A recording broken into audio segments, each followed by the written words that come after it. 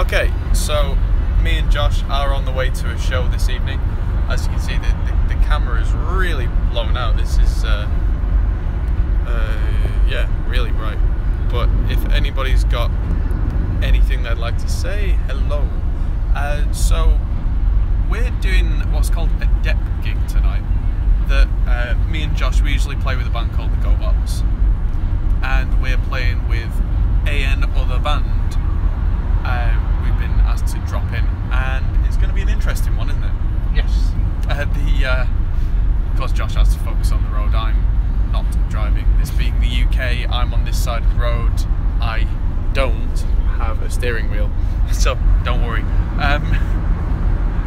We're about to hit the M1, the spine of the country. Yeah. So the first dance for the wedding this evening is Mbop by Hanson. So that's going to be an interesting one, to say the least. Seriously, why is this, like, it's not adjusting the brightness very well. Ah well. Yeah, so we went and did a music video yesterday down in Brighton, so we are absolutely shattered because we did about 20 something hours of driving in a day and a half. So we are absolutely in bits, but the show must go on. So I wanted to do a quick kind of Q&A video, see if anyone tunes in the middle of a sunny Saturday. I say sunny Saturday, it's a bit grim. Yeah.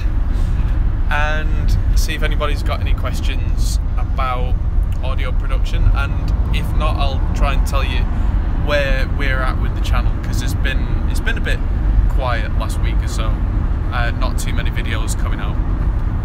So, like I said, feel free to fire questions over, but in the meantime, yeah, so not too many videos on the channel. Main reason being, we've been exceptionally busy with this kind of thing mostly. That we've been doing a lot of shows. Spring is in the air. I've also been looking after bands in the studio. I've got Dirty Laces coming back in the studio tomorrow to record an entire live session. We're going to spend a day recording all their new material, but live on the spot instead of doing it like proper multi-track. So we've been doing some work with Two Notes Audio, so there's going to be more videos coming out for their Le Preamp series. A lot of you have seen the Captor demo where I was playing through a Marshall TSL, which, whilst not my favourite amp, it kind of proved the point that you can have a 100-watt monster and that will work perfectly fine. But there's more to come from Flatley Pedals. We did an entire video which we've shot about guitar distortions. So like he's made something that's similar but not the same as a Klon, Tube Screamer, fuzz, all sorts of drive pedals. He's got this crazy wah pedal which is like a double wah as well, which is really nice actually. It's got a very definite whack kind of sound to it. So M1 Soothbone, that's us, yeah. So there's that coming up. What else am I? I'm going to be filming a video for Orange this week, demoing their 4-stroke bass amp. I've also got a Roland Blues Cube in the studio at the moment, which is surprisingly good, and I'm going to be putting it back to back with a Fender Blues Deluxe, which is the same form factor, if not exactly the same amp. I put a picture up of that on Instagram. What else am I doing? Oh, so Sonar has been bought by BandLab. Did you hear about this? I didn't hear about this. You know, did you know that Sonar as in Cakewalk Sonar, the whole company Cakewalk got shut down by Gibson. So Sonar got shut down, but then it's been bought by a company called BandLab, and now Sonar is free. Woo! They've given it out completely for free. Has to try that. Yeah, I would definitely give it a crack, and I'm going to be doing a video Monday night, I think. That's the software I used to use when I was learning back in the day. Me too. Back when I was 15, yeah. Which was now a long time ago. But I think it was Sonar 4 I was using, which is showing my age a bit. Yeah.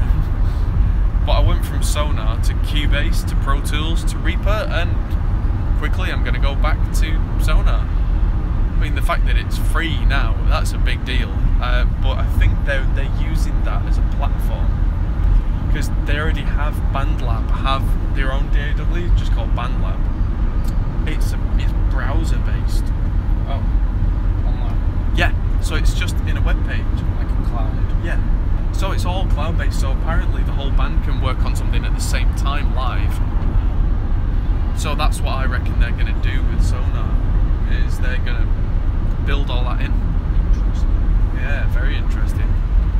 So instead of having to wait and send the files over and that kind of thing, you can watch the other guys in the band doing it live and then go, right, your turn. Yeah. Dude, record some bass. Yeah. Be able to tell the bass player that he's doing it wrong remotely now instead of in the studio. Yeah. So yeah, definitely doing a video about that this week. It'll be good to get back on doing the Hopcast as well, because that's been falling by the wayside, so we'll be able to do a live video on Wednesday about the state of the nation in terms of audio. Anything you want me to do a video on soon, Josh? Drum tuning. Drum tuning, yes. Yes, I've been learning new methods of tuning drums. So what we're going to do is we're going to take one of Josh's drum kits, which is one of the kind of the lower end, entry level, shall we say, the more entry level kit. Mapex. Yeah, so it's Mapex's entry level stuff. Yeah. And we're going to put some fresh heads on it and show you the difference with it properly mic'd up and everything between it being worn out heads that aren't tuned properly and then, you know, done right, and see just how good you can make a cheap kit actually sound. That'll be a decent one to do.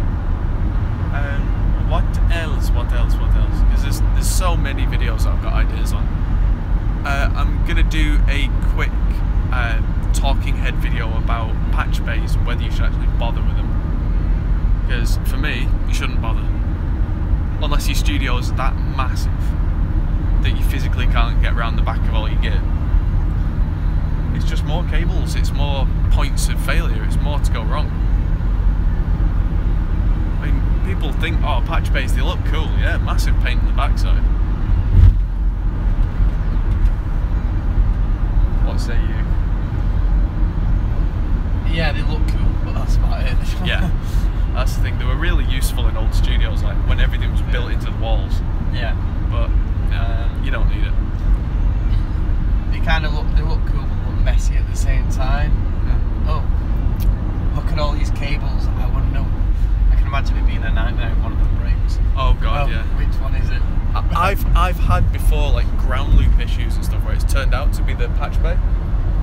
The actual patch bay itself. Something connected to the patch bay was causing a ground loop. Right, okay. But because everything is connected to that patch bay. And you've got trial and error with everything. Oh good god, yeah. So I've stopped using mine now. Everything's hardwired in the studio.